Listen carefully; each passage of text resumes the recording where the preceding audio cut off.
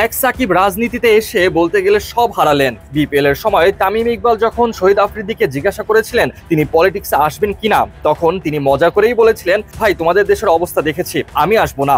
রাজনীতি নিয়ে বলতে গেলে এক প্রকার ভীতি ঢুকে গেছে অনেকের মাঝেই। তবে এবার এই রাজনীতিতে আগ্রহ দেখাচ্ছেন ডেভিড ওয়ার্নার। এই 28 মার্চে মুক্তি পাবে তার অভিনীত প্রথম ভারতীয় সিনেমা, আর এরই মধ্যে রাজনীতিতে নামার ইচ্ছাও প্রকাশ করেছেন তিনি।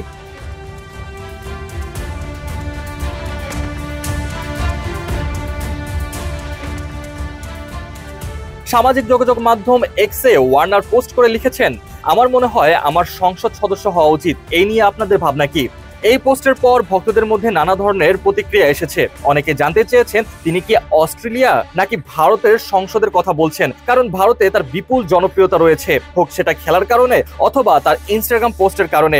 অনেক ভক্ত মজা করে এই প্রশ্ন তুলেছেন, আবার কিছু ভক্ত এই বিষয়ে আরো সিরিয়াস আলোচনা করেছেন।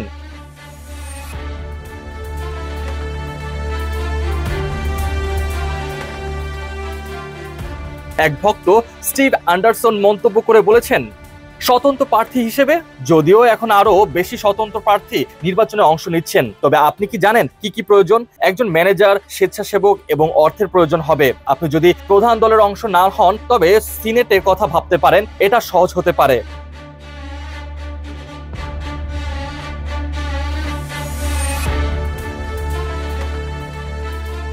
এই মন্তব্যটি শেয়ার করে ওয়ার্নার নিজের ভাবনা জানিয়ে বলেছেন, আপনার বিশ্লেষণ ভালো লেগেছে, তবে সবাই আসলে কি চায় এবং কি প্রয়োজন সেটাই গুরুত্বপূর্ণ। কম আয়কর, মানুষের হাতে বেশি টাকা, জিএসটি বাড়ানো, এগুলোর মধ্যে কোনটা সমাধান হতে পারে নিশ্চিত নই। তবে আমাদের আগে নিজেদের দেশকে সুরক্ষা দিতে হবে, অস্ট্রেলিয়ার পণ্যকে অগ্রাধিকার দিতে হবে।